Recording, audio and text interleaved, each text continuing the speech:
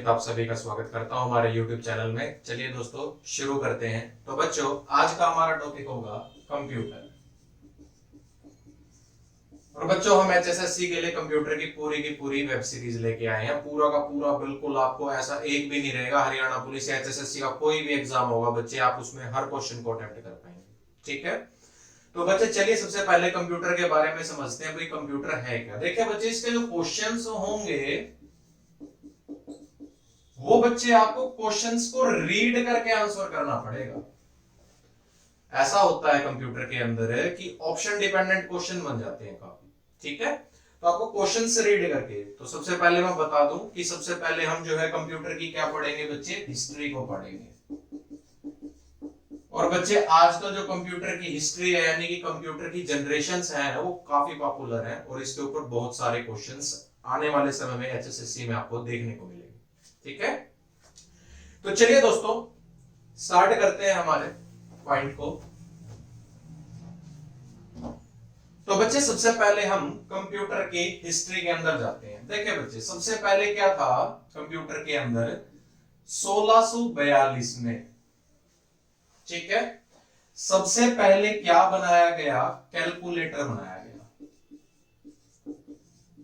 Calculator का निर्माण किया गया। अब भाई कैलकुलेटर बना दिया, एक ऐसा कैलकुलेटर था बच्चे, ये मैकेनिकल कैलकुलेटर था। ठीक है, और बच्चे जो इसका निर्माण किया था वह किया था हमारा किसने, पास्कल ने, ब्लेज पास्कल। ठीक है, तो बच्चों बहुत इंपॉर्टेंट क्वेश्चन है, कई बार पूछता है कि मैकेनिकल कैलकुलेटर का निर्माण किसने किया था, तो हम कहेंगे ब्लेज पास्कल ने। और बच्चे इस मैकेनिकल कैलकुलेटर को क्या कहते थे बच्चे, एडिंग मशीन भी कहते थे। बच्चे बहुत सिंपल है, इसको क्या कहते थे, एडिंग मशीन कहते थे। ये बात आपने नोट करके रखनी है। ठीक है, इसके बाद बच्चों हमारा धीरे धीरे आगे चलते गए तो हमारे कंप्यूटर के पिता या जनक किन्हें कहा गया, चार्ल्स बेबेज को। बच्चे इसके ऊपर काफी क्वेश्चन बन जाते हैं। ठीक है, चार्ल्स बेबेज को कंप्यूटर का क्या कहा गया बच्चे, जनक कहा गया, पिता कहा गया, बेसिक आर्किटेक्चर बनाने वाला कहा गया, इसको बच्चे क्या कहा गया, ब्लूप्रिंट तैयार करने के लिए कहा गया। तो चार्ल्स बेबेज ने कंप्यूटर में क्या किया, कंप्यूटर का जनक कहा गया, उसे पिता कहा गया, बेसिक आर्किटेक्चर तैयार किया और ब्लूप्रिंट तैयार किया। ठीक है, अब बच्चे चार्ल्स बेबेज ने ऐसा क्या किया जिससे उसे कंप्यूटर का पिता कहने लगे, तो बच्चे इसने चार्ल्स बेबेज ने, तो बच्चे चार्ल्स बेबेज ने क्या बनाया था, एनालिटिकल इंजन। एनालिटिकल इंजन का निर्माण किया। और एक और बच्चे डिफरेंशियल इंजन।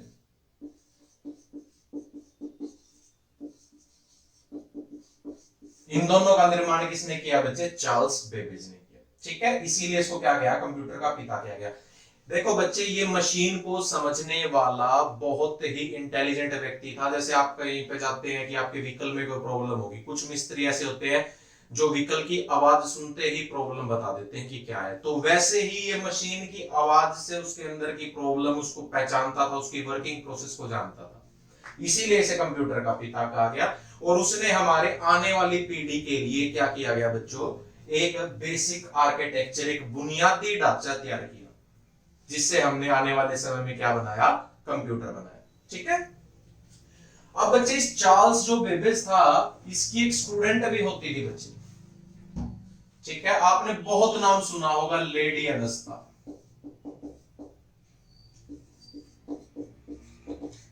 Lady Augusta.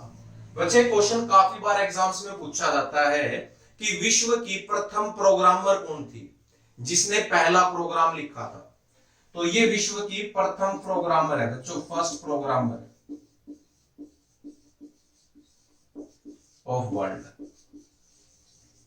इसने क्या किया था बच्चे, इसने एक ऐसा प्रोग्राम लिखा जिससे हम रॉकेट को एक डायरेक्शन दे पाए स्पेस के लिए, यानी कि जो सबसे पहले स्पेस के अंदर रॉकेट भेजा गया था उसका प्रोग्राम लेडी अगस्ता ने लिखा था, और वो किसकी स्टूडेंट थी बच्चे? चार्ल्स बेबेज की स्टूडेंट थी।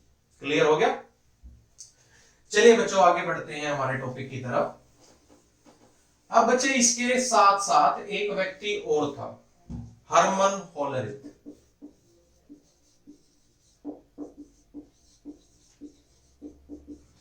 इसने बच्चे क्या किया था, इसने 1880 के अंदर पंच कार्ड का निर्माण किया। इसका निर्माण किया पंच कार्ड का। बच्चे जो ये पंच कार्ड होते थे ये पहली पीढ़ी के कंप्यूटर में, प्रथम फर्स्ट जनरेशन के कंप्यूटर के अंदर इसको इनपुट देने के लिए यूज किया जाता था। ये मेटल की, लोहे की छोटी छोटी प्लेट होती थी जिसके द्वारा क्या डाली जाती थी? इनपुट डाली जाती थी। क्लियर हो गया? तो हरमन होलरिथ ने किया था।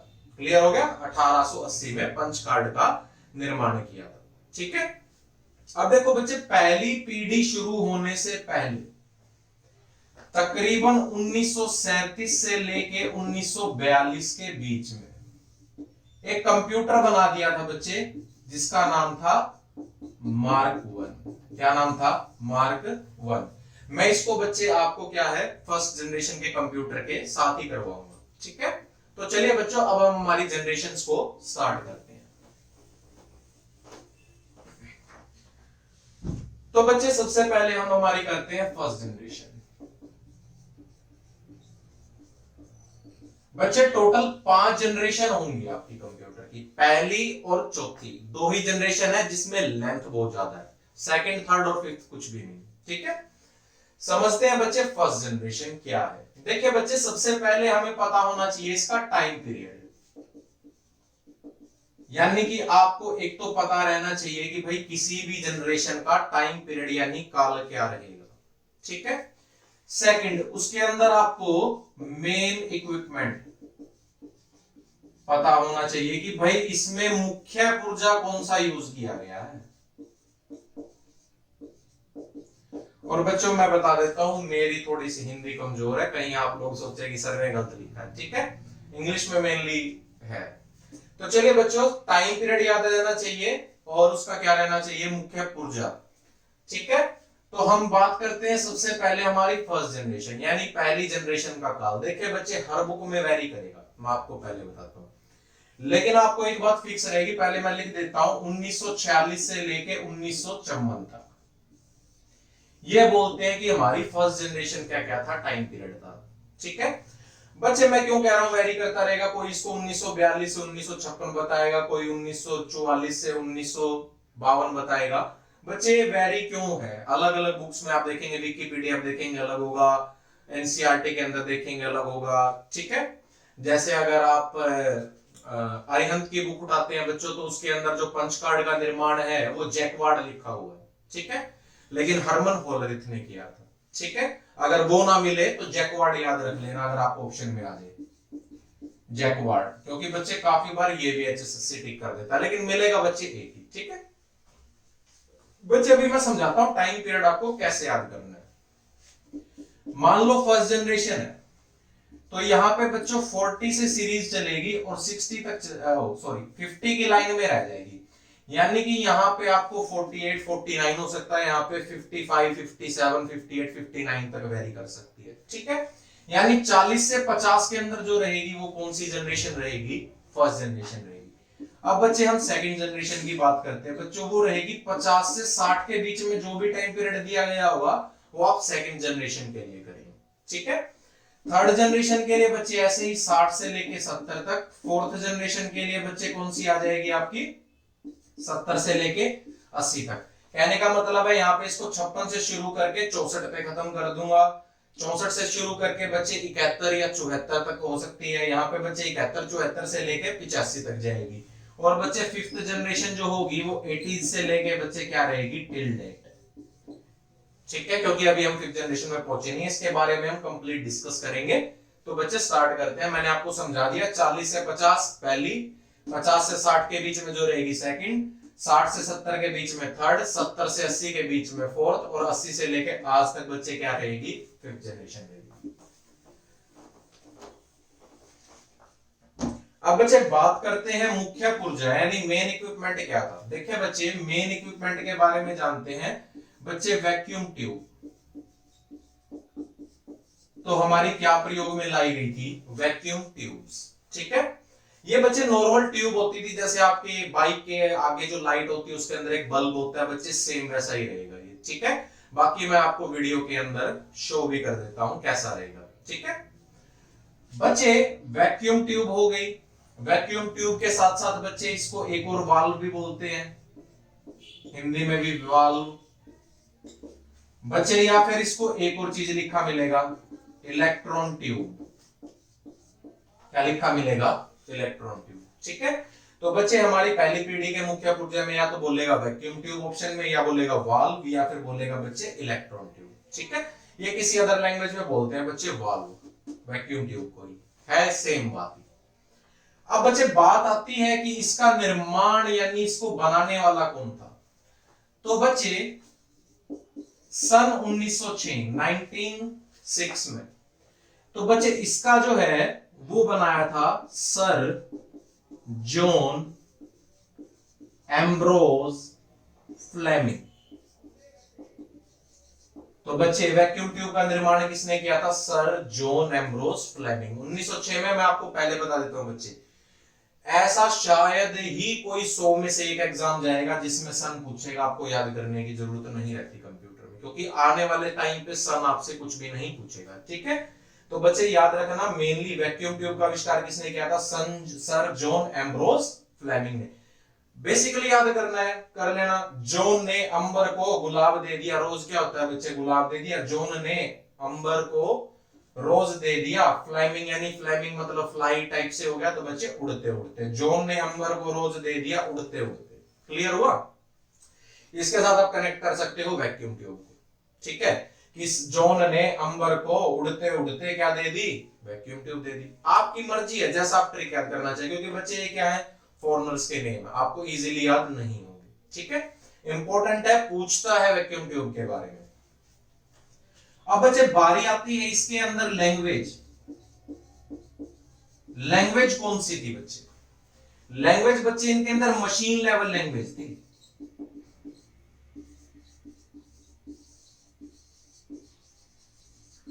बच्चे लैंग्वेज काफी तरीके की होती है, मशीन लेवल लैंग्वेज, ठीक है, उसके बाद आ जाएगी असेंबली लैंग्वेज, फिर हाई लेवल लैंग्वेजेस, फिर फोर्थ जनरेशन लैंग्वेज है। ठीक है, फिफ्थ जनरेशन में भी है ओप्स, ओपीएस। तो बच्चे क्या है कि मशीन लेवल लैंग्वेज, देखिए बच्चे ये मशीन लेवल लैंग्वेज का तो प्रयोग करती थी। मशीन लेवल लैंग्वेज क्या होती थी बच्चे, नॉन ट्रांसफरेबल होती है। यानी कि आप ऐसा नहीं है कि मैंने ये लैंग्वेज इस मशीन की वर्किंग के लिए बना दी, मैं इसको दूसरी मशीन पे डाल दूं, उसकी वर्किंग अलग होगी। ठीक है, तो बच्चे मशीन लेवल लैंग्वेज का प्रयोग करते थे। इसका मतलब ये हार्डवेयर डिपेंडेंट रहती थी, यानी कि अगर मैंने इस हार्डवेयर के लिए प्रॉपर डिजाइन कर दी तो वो इसी में ही प्रयोग में ली जाएगी, आप उसको निकाल के दूसरे हार्डवेयर पे यूज नहीं कर सकते। ठीक है, अब बच्चे बात करते हैं ऑपरेटिंग सिस्टम। तो बच्चे ऑपरेटिंग सिस्टम इसके अंदर नहीं होता था। ठीक है, सेकंड बात बच्चे, कोई मॉनिटर नहीं, कोई कीबोर्ड नहीं, कोई माउस नहीं, इनमें से कुछ भी इसके अंदर नहीं होता था। ठीक है, तो बच्चे याद रख लेना, मशीन लेवल लैंग्वेज है और ऑपरेटिंग सिस्टम वगैरह इसके अंदर कुछ नहीं होता था। स्टोरेज जरूर होती थी, वो भी मैं अभी डिस्कस करता हूं आगे। ठीक है, तो बच्चे यहां तक का स्क्रीनशॉट अगर आप लेना चाहें तो ले सकते हैं। इसके साथ हम आगे बढ़ते हैं।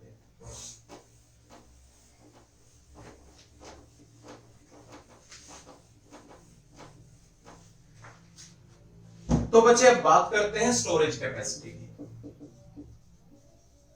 स्टोरेज, भाई स्टोरेज भी तो करते होंगे, बिल्कुल करते थे भाई।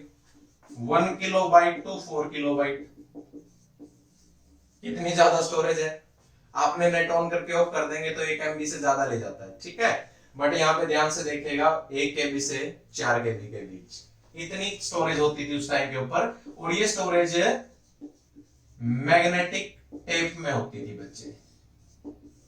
मैग्नेटिक टेप्स या मैग्नेटिक कोर टेक्नोलॉजी बोला जाता था बच्चे इन्हें उस समय पे।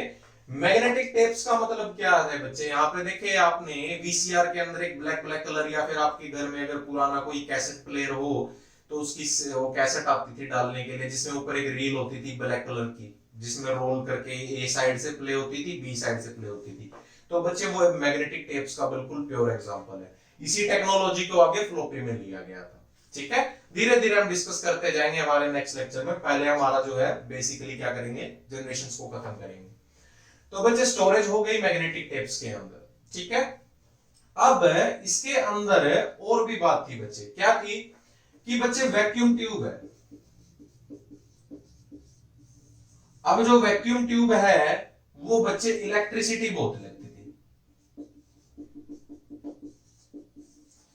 इलेक्ट्रिसिटी बहुत हाई लगती थी बच्चे। क्यों? एक कंप्यूटर के लिए कम से कम 10,000 15,000 वैक्यूम ट्यूब्स लगानी होती थी। अब आप खुद बात सोचें कि अगर आपके एक रूम के अंदर अगर मैं 15,000 बल्ब लगा दूं और उसके अंदर आप खड़े हो जाओ तो आप जल जाओगे। यानी कि इसका मतलब क्या थे, वो हीट भी प्रोड्यूस करते थे।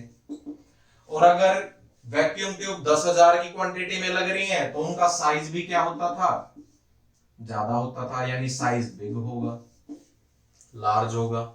ठीक है बच्चे, क्या होगा, इलेक्ट्रिसिटी ज्यादा लेंगे। ठीक है, हीट प्रोड्यूस करेंगे, साइज ज्यादा होगा। वैक्यूम ट्यूब उस समय पे क्या होती थी बच्चे, कॉस्टली होती थी, तो ये महंगे भी पड़ते थे। देखिए ऐसा नहीं है कि बड़े कंप्यूटर थे तो कोई सुपर कंप्यूटर होंगे, नॉर्मल थे, प्लस माइनस गुना भाग बड़ी मुश्किल से कर पाते थे। ठीक है, तो बच्चे यहां से हमारे क्वेश्चन अराइज हो जाते हैं कि जो फर्स्ट जनरेशन के कंप्यूटर हैं उनका साइज क्या था। तो बच्चे उनका साइज था 15 मीटर इंटू 15 मीटर, जिसे आप कह सकते हैं 45 फीट इंटू 45 फीट। ठीक है, 45 फीट गुना 45 फीट। अब देख लीजिए कितना बड़ा होल हो जाएगा, मैरिज होल कह सकते हैं आप इसे। अब बच्चे इतना ज्यादा साइज होता था तो रूम रखने के लिए भी कैपेसिटी चाहिएगी। तो कहते हैं, क्वेश्चन आता है काफी बार एग्जाम्स में कि फर्स्ट जनरेशन को कंप्यूटर को रखने के लिए कितने रूम की कैपेसिटी चाहिए थी, किस साइज के रूम की कैपेसिटी चाहिए थी। तो 50 metre into 50 metre, sorry 15 feet into 50 feet, 50 feet into 50 feet के साइज की कैपेसिटी की जरूरत थी। अब बच्चे काफी बार कंफ्यूज हो जाओगे, फर्स्ट जनरेशन के कंप्यूटर का साइज कितना है, 45 फीट गुना 45 फीट। रूम के साइज के लिए कितना चाहिए था, 50 गुना 50 फीट। ये बात याद रखनी है। इलेक्ट्रिसिटी, इलेक्ट्रिसिटी कंजप्शन भी बहुत ज्यादा होगी। तो पूछ लेता है बच्चे आने वाले कंप्यूटर के बारे में, जैसे मैं बताऊंगा ENIAC, तो उसके बारे में पूछ लेता है कि इलेक्ट्रिसिटी कितना लेता है। आपको पता है वो फर्स्ट जनरेशन का कंप्यूटर है और जो वैक्यूम ट्यूब पे चलता है, तो 15 किलोवाट पर आवर। याद रखना 15 किलोवाट पर आवर, इतनी बिजली वो ले लेते थे बच्चे। ठीक है, अब बच्चे यहां से हमारा जो है बेस क्लियर हुआ फर्स्ट जनरेशन का। अब हम चलते हैं हमारे फर्स्ट जनरेशन के कंप्यूटर के ऊपर।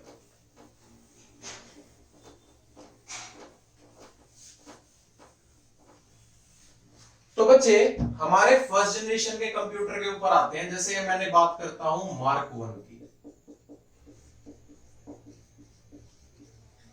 हार्वर्ड ने बनाया था बच्चों। ठीक है, हार्वर्ड यूनिवर्सिटी है, वहां पे साइंटिस्ट था हार्वर्ड करके ही, उसने क्या किया था, मार्क 1 का निर्माण किया था। देखिए बच्चे यहां पे काफी क्वेश्चन आते हैं। यह है दुनिया का पहला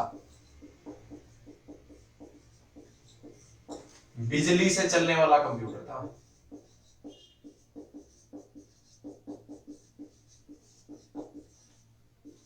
या फिर बच्चे लिख क्या जाता है, इलेक्ट्रो मैकेनिकल कंप्यूटर। ठीक है, पूछ लेगा दुनिया का सबसे पहला इलेक्ट्रोमैकेनिकल कंप्यूटर कौन सा था, तो बच्चे किसका नाम लगाएंगे, मार्क 1 का। इसको बच्चे एक नाम से और जाना जाता था, ऑटोमेटिक सीक्वेंस कंट्रोलर। ऑटोमेटिक अपने आप, सीक्वेंस क्रम, कंट्रोलर निर्धारित करने वाला। तो बच्चे ये अपने आप क्रम को निर्धारित कर देता था। मान लो मैंने 10 कैलकुलेशन डाल दी, तो ऐसा नहीं है कि पहले पहली होगी, फिर पांचवी होगी, फिर छठी होगी। पहले पहली चलेगी, फिर सेकंड, फिर थर्ड, फिर फोर्थ, फिर फिफ्थ, यानी कंप्लीट एक लाइन में, एक सीक्वेंस में एग्जीक्यूट करता था। मान लो आप प्रिंटर से ही कोई डॉक्यूमेंट प्रिंट करवाने चले गए, ऐसा होता है कि पहले पहला पेज प्रिंट होके आ जाएगा, फिर पांचवा आएगा, फिर दूसरा आएगा, नहीं, लाइन वाइज चलेंगे। ठीक है, सेम वैसे ही ऑटोमेटिक सीक्वेंस कंट्रोलर था। ठीक है, मार्क 1 हॉवर्ड ने बनाया था, दुनिया का सबसे पहला बिजली से चलने वाला कंप्यूटर था, इलेक्ट्रोमैकेनिकल कंप्यूटर बोला जाता है, ऑटोमेटिक सीक्वेंस कंट्रोलर है। क्लियर हो गया यहां तक? इसके बाद बच्चे हम हमारे सेकंड पॉइंट के ऊपर आते हैं, UNIVAC। बच्चे इनकी फुल फॉर्म ज्यादा पूछेगा, मैं पहले बता देता हूं। Universal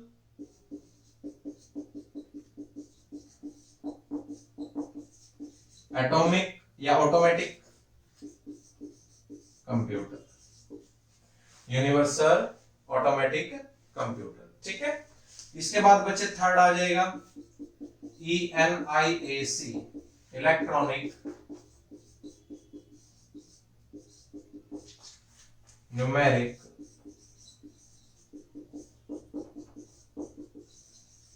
integrator and calculator, electronic numeric integrator and calculator. इसके बारे में बताना चाहूंगा बच्चे, क्या है कि ये साइंटिस्ट ने बनाए, और इसके बारे में क्वेश्चन आता है बच्चे कि सबसे पहले कमर्शियल यूज के लिए कौन सा कंप्यूटर बनाया गया था, तो बच्चे वहां पे आप टिक कर देंगे ENIAC। सबसे पहला इलेक्ट्रॉनिक कंप्यूटर कौन सा था बच्चे? ENIAC। ठीक है, याद रख लेना इसको, ये JP कैरेट करके था व्यक्ति, उसने बनाया था। ठीक है, इसके बाद बच्चे नेक्स्ट आ गया EDVAC,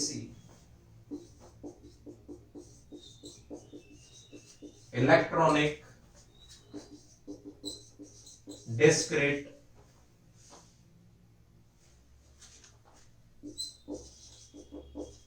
वेरिएबल एंड कैलकुलेटर। ठीक है, electronic discrete variable and calculator. तो बच्चे इनकी फुल फॉर्म पूछ लेता है आप लोगों से, जैसे EDSAC करके भी है, इलेक्ट्रॉनिक डिले। चलो मैं लिख देता हूं बच्चे आपके लिए,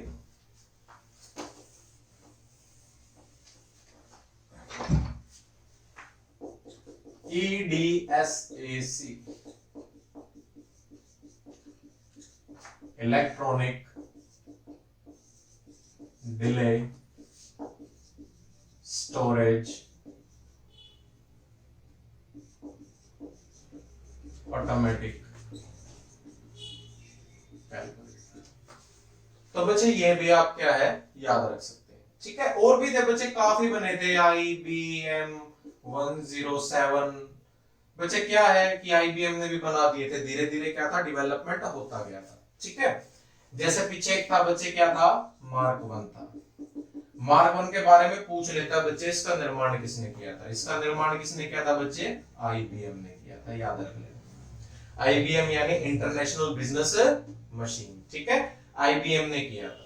ठीक है, अब मैं कुछ आपको बेसिक बातें इसके लास्ट में, बिल्कुल एंड में वीडियो में बताऊंगा बच्चे, इनके बारे में कुछ और भी डिटेलिंग है कि आपको अगर बाय चांस कुछ याद ना रहे उन क्वेश्चनों में से, तो आप उसका आंसर कैसे करेंगे। ठीक है, तो बच्चे अब हमारे चलते हैं सेकंड जनरेशन की तरफ। तो फर्स्ट जनरेशन बहुत बड़ी थी बच्चे, ठीक है, सेकंड जनरेशन और थर्ड जनरेशन बहुत छोटी रहेंगी। चलिए स्टार्ट करते हैं।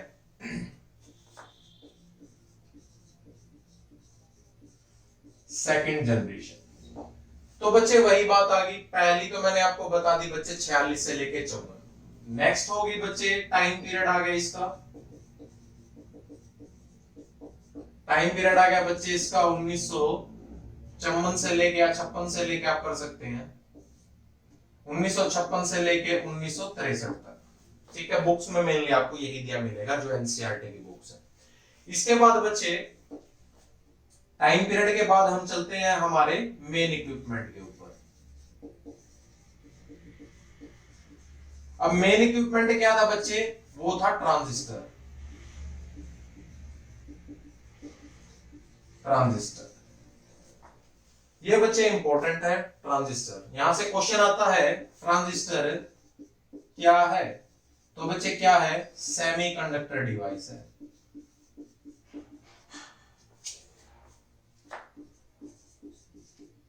ट्रांजिस्टर क्या है, ट्रांजिस्टर एक सेमीकंडक्टर डिवाइस है। ठीक है बच्चे, तो ट्रांजिस्टर का बच्चे आविष्कार भी किया था, ठीक है, जॉन मॉकली।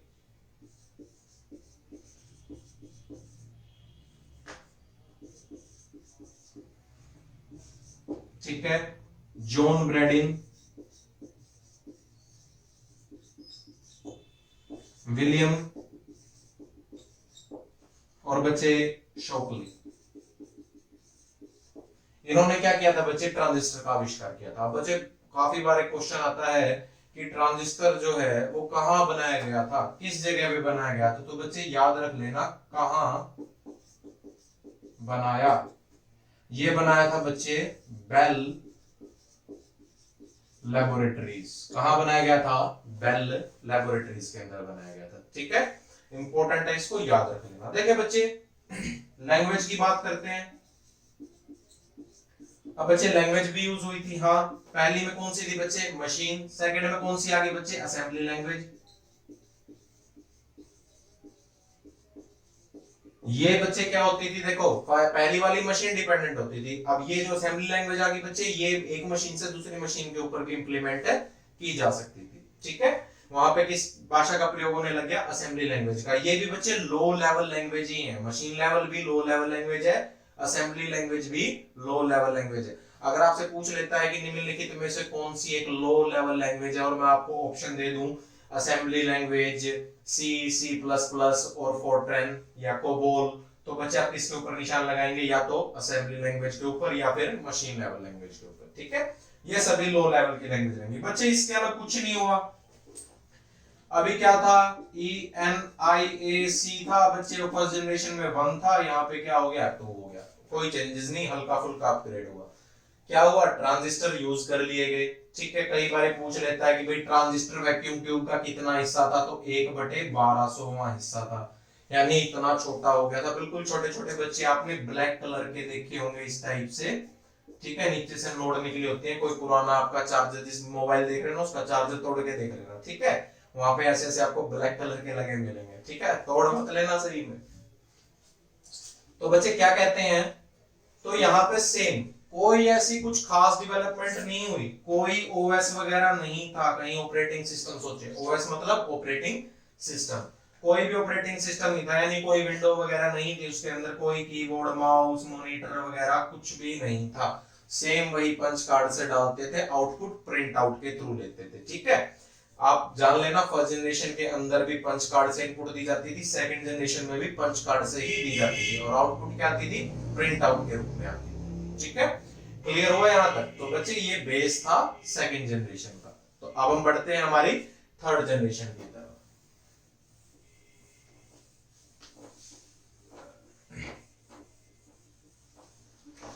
बच्चे बात करते हैं थर्ड जनरेशन की। तो थर्ड जनरेशन का टाइम पीरियड क्या होगा, 1963 से 1971। 71 में ज्यादा यूज करते हो बच्चे, एग्जाम में मेनली ऑप्शन नहीं दिया जाएगा, बाकी बुक्स वगैरह में आपको 74 भी लिखा हो सकता है। ठीक है, बताऊंगा 71 क्यों यूज किया जाता है जब आपकी नेक्स्ट जनरेशन स्टार्ट होगी तब।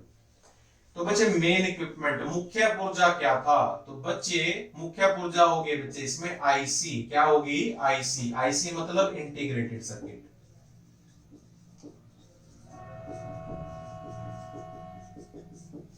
ठीक है, इंटीग्रेटेड सर्किट। बच्चे अब पूछ लेता है भाई आईसी क्या है। ठीक है, आईसी क्या है मैं बताता हूं बच्चे। बहुत सारे सेमीकंडक्टर डिवाइस को, बहुत सारे सेमीकंडक्टर डिवाइसेस को एक चिप पर लगा दिया गया। अब आप किसी बहुत सारे इक्विपमेंट को एक जगह पे लगाएंगे तो वो क्या तैयार कर लेगा, सर्किट तैयार कर लेगा। ठीक है, तो वही बोला गया इंटीग्रेटेड सर्किट, कि भाई एक तरह का एक सर्किट बना दिया गया जिसे हमने इंटीग्रेट किया हो। ठीक है, इंटीग्रेटेड सर्किट। अब आईसी बनी किस धातु की होती है बच्चे, पूछ लेता है किस चीज की बनी है, या तो ये बनी होगी सिलिकॉन की, या फिर ऑप्शन में मिलेगा जर्मेनियम। या तो मिलेगी सिलिकॉन या मिलेगी जर्मेनियम, इसी धातु की बनी होती थी आईसी। ठीक है बच्चे, अब इसको क्या बोल देते थे, इसको बोल देते थे लार्ज स्केल इंटीग्रेशन। ध्यान से सुन लेना इस बात को, थर्ड जनरेशन में क्या बोल देते थे, लार्ज स्केल इंटीग्रेशन।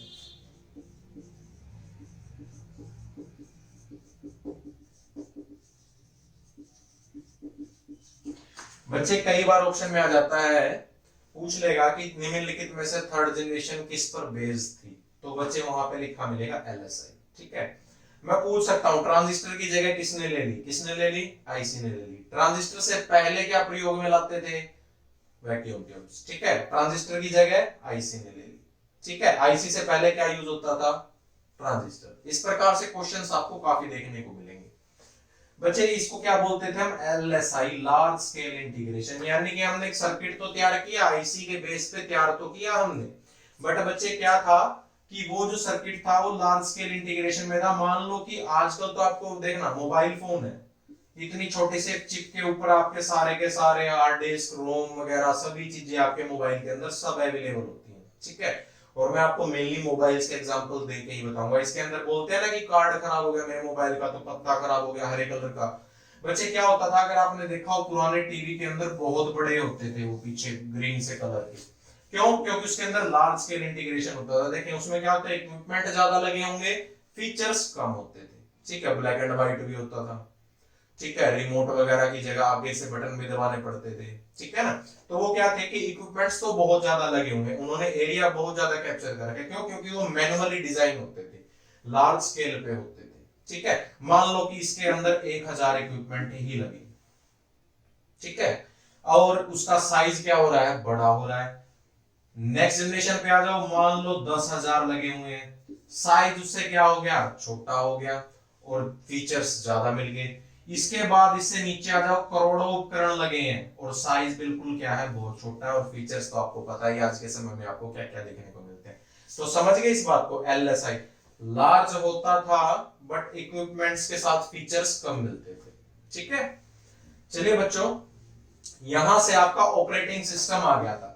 पूछ लेता है भाई ऑपरेटिंग सिस्टम कब आना स्टार्ट हो गया था, तो आप बता देंगे कि हमारा कौन सी जनरेशन से आ गया था बच्चे, थर्ड जनरेशन से आ गया था। ठीक है, थर्ड जनरेशन में आपका क्या आ चुका था, ऑपरेटिंग सिस्टम आ चुका था।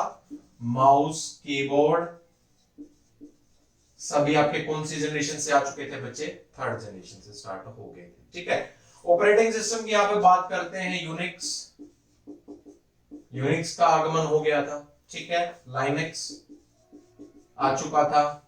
बच्चे एमएस डोज आपने काफी नाम सुना होगा, MS dose, Microsoft disk operating system.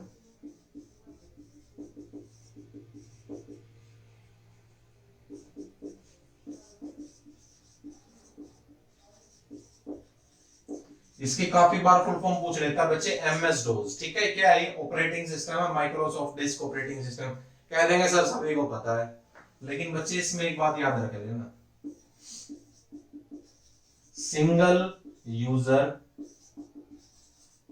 Single process operating system था।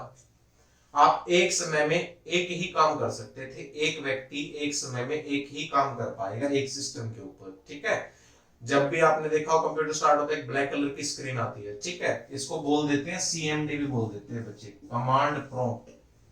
ठीक है, इसका जो है मेनली वहां पे वर्क होगा। जब हम पढ़ेंगे हमारे ऑपरेटिंग सिस्टम को, तो डोज और डोज की कमांड को बिल्कुल अच्छे से रिवाइज करेंगे, याद रखना, ये भी पूछते हैं एग्जाम्स में। तो बच्चे समझ चुके हैं आप, थर्ड जनरेशन का टाइम पीरियड आपको बता दिया। मेन इक्विपमेंट आईसी हो गया। आईसी क्या है, इंटीग्रेटेड सर्किट। बच्चे कौन सी धातु की बनी है, सिलिकॉन या जर्मेनियम की। इसको क्या और बोल देते हैं, इस पीढ़ी को एलएसआई यानी लार्ज स्केल इंटीग्रेशन होता है। इसमें ऑपरेटिंग सिस्टम आ चुका था आपका, जैसे यूनिक्स, लाइनेक्स, एमएस डोस। ठीक है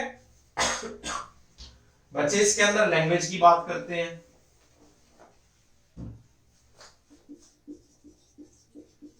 लैंग्वेजेस का भी प्रयोग होने लग गया था बच्चे। लैंग्वेज कौन सी, हाई लेवल लैंग्वेज। कौन सी लैंग्वेज है, हाई लेवल लैंग्वेजेस का प्रयोग होने लग गया था।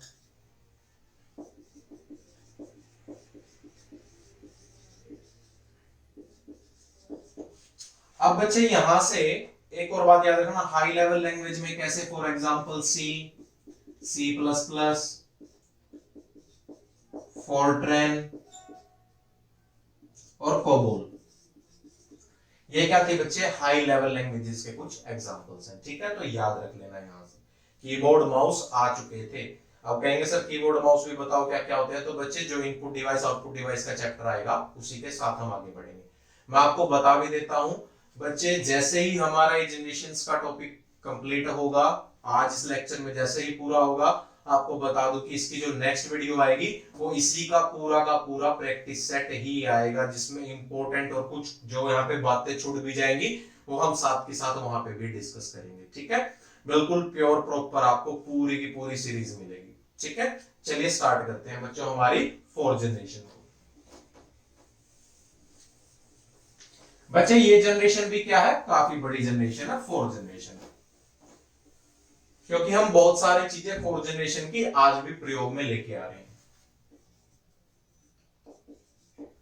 तो बच्चे बात करते हैं फोर्थ जनरेशन की। देखें इसका टाइम पीरियड, अब मैंने कहा था बच्चे, मैंने 1971 क्यों लिखा था वहां पे, मैं वही बता रहा हूं, 1971 टू 1985 क्यों बोला बच्चे, क्योंकि 1971 में पहली माइक्रो प्रोसेसर चिप बन चुकी थी। याद रखें, पहली micro processor chip.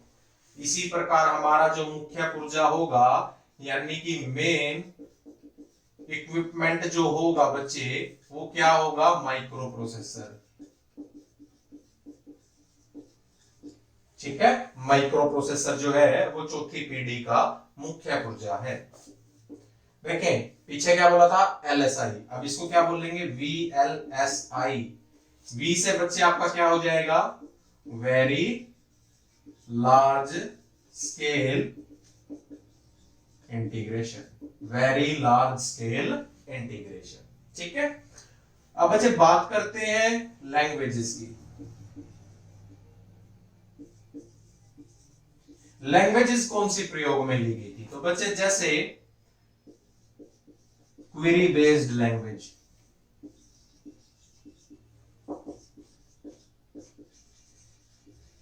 Procedural language. ठीक है, ये बच्चे क्या है, ये फोर्थ जनरेशन लैंग्वेज है, फोर्थ जनरेशन की लैंग्वेज। ठीक है, जैसे DBMS, डाटाबेस मैनेजमेंट सिस्टम। ठीक है, ये हमारी क्या थी, फोर्थ जनरेशन की, क्वेरी बेस्ड है DBMS। ठीक है, याद रखना। तो बच्चे क्या थी हमारी लैंग्वेजेस को भी इसके अंदर आ गई थी, कौन सी, क्वेरी बेस्ड और प्रोसीजर लैंग्वेज, यानी कि धीरे धीरे लेवल इंक्रीज होता गया था। माइक्रो प्रोसेसर था, इसको VLSI भी बोल सकता है, जिसका मतलब है वेरी लार्ज स्केल इंटीग्रेशन। ठीक है बच्चे, अब हम बात करते हैं कि हमारा 1971 में सबसे पहली माइक्रो प्रोसेसर चिप, म्यूपी है बच्चे, ये याद रख लेना आगे कभी आए तो। माइक्रो प्रोसेसर चिप किसने बनाई थी, इंटेल ने बनाई थी। ठीक है, और जिसका नाम क्या था बच्चे, इंटेल 4004, इंटेल 4004। ठीक है, ये क्या थी, इंटेल ने बनाई। बच्चे कई बार पूछ लेता है इंटेल 8086 और 8088 क्या है, तो आप वहां पे लिख देना माइक्रो प्रोसेसर चिप है ये इंटेल की। उसके बाद इसके बाद क्या हुआ बच्चे, इंटेल जैसे आ जाएगा आपको इंटेल 80286 ऐसे पूछ लेगा, इंटेल 80286 के साथ कौन सा कंप्यूटर बनाया गया, तो बच्चे 80 ऑटोमेटिक करके लिखा मिलेगा वहां पे, 80 से स्टार्ट होगा आपका। ठीक है, मैं आपको बता भी दूंगा, आपको क्वेश्चन भी आएगा वहां पे, याद रख लेना 80 से स्टार्ट होगा आपका एक कंप्यूटर बनाया गया था ऑटोमेटिक करके। तो बच्चे धीरे धीरे क्या हुआ, हमारा डेवलपमेंट होता गया, माइक्रो प्रोसेसर चिप आ गई। मैंने आपको बताया LSI में मान लो भाई 1 लाख उपकरण है, तो VLSI में बच्चे मान लीजिए आप 50 लाख है। नेक्स्ट पीढ़ी आ जाएगी ULSI, तो बच्चे उसके अंदर कितने होंगे, करोड़ों उपकरण होंगे। ठीक है, तो क्या होगा बच्चे, इसके साथ हमें फैसिलिटीज भी बढ़ेगी। अब इसके बाद हम बात करते हैं इसी के अंदर, एप्पल वाले बच्चे भी बैठे होंगे एक दो, तो जिनके पास एप्पल का होगा, कोई मेरे पास तो है नहीं। ठीक है, एडजस्ट कर लेना साथ में। तो बच्चे क्या था, सबसे पहले हम बात करते हैं 1981 की। इसके अंदर क्या हुआ, आईबीएम ने, अभी तक जो भी कंप्यूटर्स मिल रहे थे बच्चे वो कमर्शियल थे। क्या थे, कमर्शियल, बहुत ज्यादा एक्सपेंसिव होते थे, बहुत ज्यादा कॉस्टली होते थे, आम लोग उन्हें यूज नहीं कर पाते थे। तो आईबीएम ने गिफ्ट दिया था बच्चों, याद रख लेना, आईबीएम ने गिफ्ट दिया था। क्या गिफ्ट दिया था, आईबीएम ने सबसे पहला होम कंप्यूटर बना दिया था। कब बनाया था, 1981 में। तो पूछ लेता सबसे पहली बार होम यूज के लिए कंप्यूटर किस कंपनी द्वारा बनाया गया, तो हम क्या कहेंगे, आईबीएम के द्वारा बनाया गया। इसके बाद एप्पल कहां पीछे रहती है भाई, 1984 में एप्पल ने क्या बना दिया, मैक्टोनिश। कई बार ऑप्शन आ जाता है मैक्टोनिश क्या है, ऑप्शन में लिखा मिलेगा एक मशीन है या फिर लिखा होगा एक कंप्यूटर है। तो एप्पल ने क्या बना दिया बच्चे, मैक्टोनिश। ध्यान से सुन ले बच्चे मेरी बात, अभी तक हमने किसी भी सुपर कंप्यूटर के रिगार्डिंग कोई भी बात नहीं की है। अभी तक जो कंप्यूटर आ रहे हैं, चाहे वो साइज में बड़े हों या फिर किसी भी प्रकार से चल रहे हो, अभी तक कोई भी सुपर कंप्यूटर नहीं आया था। चाहे वो ENIAC हो, UNIVAC हो, या फिर आपके एप्पल द्वारा IBM ने होम कंप्यूटर बनाया, एप्पल ने मैक्टोनिश बनाया हो, ठीक है, कोई भी आ गया हो माइक्रो प्रोसेसर चिप लेके, अभी तक कोई भी सुपर कंप्यूटर नहीं था। क्लियर होगी यहां तक की बात। अब बात करते हैं 1971 में ही, सॉरी 1974 में क्रे 1 करके आया था बच्चे। यह दुनिया का सबसे पहला सुपर कंप्यूटर है।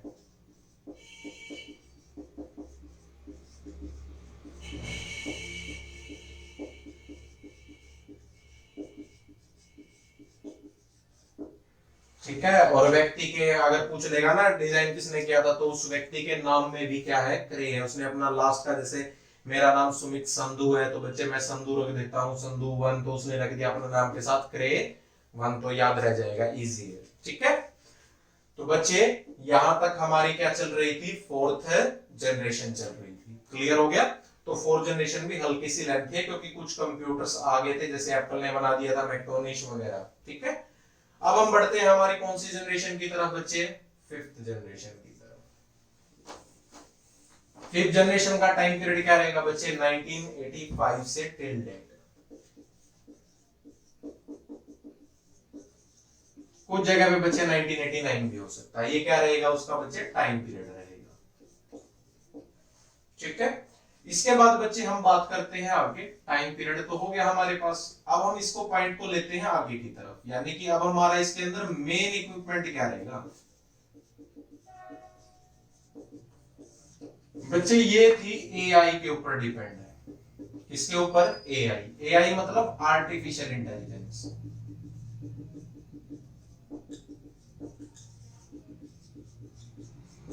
यानी कि आर्टिफिशियल इंटेलिजेंस, अभी आपको पता है, ऐसा तो है नहीं आप घर जा रहे हैं ऑटोमेटिकली रोबोट आता है, आपका बीपी चेक कर ले, ठीक, आपको बैठा दे कहीं पे, आपके लिए खाना बना के ले आए। अभी तक तो ऐसा नहीं हुआ है। ठीक है, अभी तक हम इस फील्ड के ऊपर हम डेवलप कर रहे हैं अपने आप को। ठीक है, अभी तक हम इसमें कंप्लीट नहीं हो पाएंगे, इस वजह से अभी तक हमारी जो पीढ़ी चल रही है AI ही चल रही है। और स्टीफन हॉकिंस आप जानते होंगे, बहुत बड़े साइंटिस्ट थे, उन्होंने यही कहा था कि आर्टिफिशियल इंटेलिजेंस की वजह से हमारी दुनिया क्या हो सकती है, तबाह भी हो सकती है। ठीक है, कि मशीन इतनी समझदार हो जाएंगी कि इंसान को मार देंगे, जिसके ऊपर एक मूवी भी थी, आपको सभी को पता होगा, हॉलीवुड मूवी। कमेंट कर देना नाम मेरे नेक्स्ट लाइन बोलने से पहले, मूवी का नाम बोलने से पहले। ठीक है, बताओ, टर्मिनेटर। ठीक है, तो बच्चे स्टार्ट करते हैं। हमारा क्या मेन इक्विपमेंट आर्टिफिशियल इंटेलिजेंस के ऊपर था, ULSI, ultra large scale integration. ठीक है, अल्ट्रा लार्ज स्केल इंटीग्रेशन। इसके अंदर बच्चे क्या आ गई, लैंग्वेज की बात करते हैं, ओप्स। ठीक है बच्चे, 5th जनरेशन लैंग्वेज है, जैसे पाइथन। पाइथन बच्चे बहुत ही सिंपल लैंग्वेज होती है मशीन को अंडरस्टैंड कराने के लिए। ये मशीन, जैसे मैं बोल रहा हूँ हेलो हाउ आर यू, तो मशीन उसको अंडरस्टैंड भी करती है पाइथन लैंग्वेज को, ठीक है, उसको उसके अंदर ही कोड की जाती है, ठीक है, यानी कि बहुत बड़े कोड को पाइथन बहुत छोटे में और इजी वे में लिखने के काम आती है, जिससे कि मशीन ह्यूमन लैंग्वेज को इजीली अंडरस्टैंड कर पाए, ठीक है। तो बच्चे अब बात करते हैं हम यहाँ पे आगे की। फिफ्थ जनरेशन तो अब आपको पता है चल ही रही है, यहां तक तो हो चुका। अब यहाँ पे पीछे हमारे कुछ कंप्यूटरों की बात करेंगे, ठीक है।